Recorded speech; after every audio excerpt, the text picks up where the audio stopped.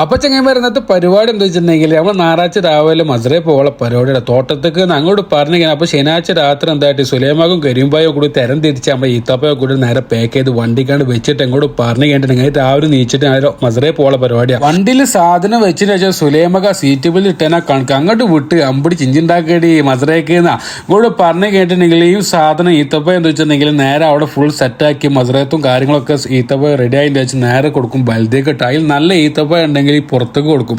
അതായത് നമ്മളെ ബൽദേക്കാരൻ തൊട്ട് പുറത്തേക്ക് കൊടുക്കും. അങ്ങനെ കച്ചവടമാക്കി അവർ എടുക്കല് ഇങ്ങോട്ട് പറഞ്ഞു കഴിഞ്ഞാൽ അഥവാ ഇനി അത് ബൽദേക്കാർ റിട്ട അടിച്ചിട്ടുണ്ടെങ്കിൽ ആ സാധനം ഇവിടെ ഈത്തപ്പഴം കൊടുത്തതിന് ശേഷം പാക്ക് ആക്കിയിട്ട് ഇവിടെ എടുത്തേക്കലാട്ടോ. ഒരു വർഷത്തോളം ആ ഈത്തപ്പഴം അവിടെ കൊടുക്കും. എന്താ വെച്ചാൽ അടുത്ത റംസാൻ വരെ എടുക്കും. എന്നിട്ട് ഈ സീസൺ ആകുമ്പോൾ ആ മറ്റേ ഈത്തപ്പഴക്ക് മാറ്റിയതിന് ശേഷം ഈ പുതിയ ഈത്തപ്പഴാണ് സല്ലാജിക്ക് വെക്കല്. അങ്ങനെ നേരെ നമ്മൾ മസറക്ക് എത്തിയിട്ട അവരെ ഒപ്പ് വേണം, സാലറി കൊടുക്കണമെങ്കിൽ അവർ ഒപ്പ് വേണം നിർബന്ധം. അങ്ങനെ അവരെ ഒപ്പൊക്കെ ഇടിപ്പിച്ചതിന് ശേഷം സാലറി ഒക്കെ കൊടുത്തതിന് ശേഷം നമ്മൾ നേരെ വീട്ടിലേക്ക് പോയപ്പോൾ വണ്ടി ഫുള്ള് ചളിയൊക്കെ എടുക്കും. അതിൻ്റെ ഇടയിൽ നമ്മൾ കോഫി കുടിച്ചിട്ട് ബക്കല പോയിട്ട് സുലൈമാക്കാൻ അവിടെ വീട്ടിലിറക്കിയതിന്റെ ശേഷം നമ്മൾ നേരെ വീട്ടിൽ സർവീസ് സെന്റർക്ക് ഇങ്ങോട്ട് പറഞ്ഞു കഴിഞ്ഞത് ഏലിയിലുള്ള സർവീസ് സെന്റർ അടിപൊളി സർവീസ് സെന്റർ ആട്ടോ.